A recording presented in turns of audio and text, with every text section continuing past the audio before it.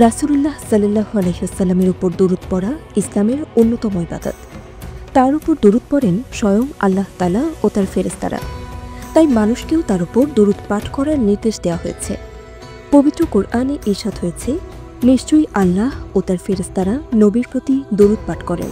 সূরা আহজাব এর ৫৬ নম্বর আয়াতে বলা হয়েছে, হে ঈমানদাররা, তোমরাও তার প্রতি দরুদ পাঠ করো এবং বেশি পরিমাণে সালাম পাঠ করো।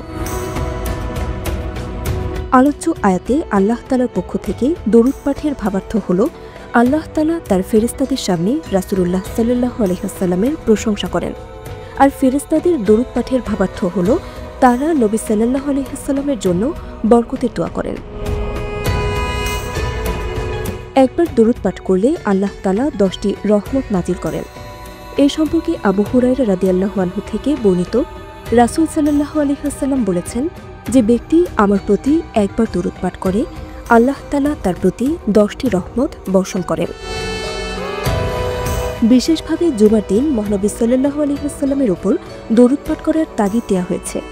হাদিসে এসেছে, আউস ইবনে আউস রাদিয়াল্লাহু আনহু থেকে বর্ণিত, তিনি বলেন, রাসূল সাল্লাল্লাহু আলাইহি ওয়াসাল্লাম বলেছেন, তোমাদের দিনগুলোর মধ্যে শ্রেষ্ঠতম দিনটি হচ্ছে জুমার দিন।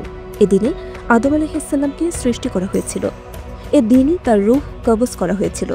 এদিন কিয়ামতের সময় সিংহায় ফুৎকার দেওয়া হবে এবং এই দিনই বিকট শব্দ করা হবে। কাজেই এদিন তোমরা আমার উপর বেশি করে দরুদ পড়ো, কারণ তোমাদের দরুদগুলো আমার কাছে পেশ করা হয়।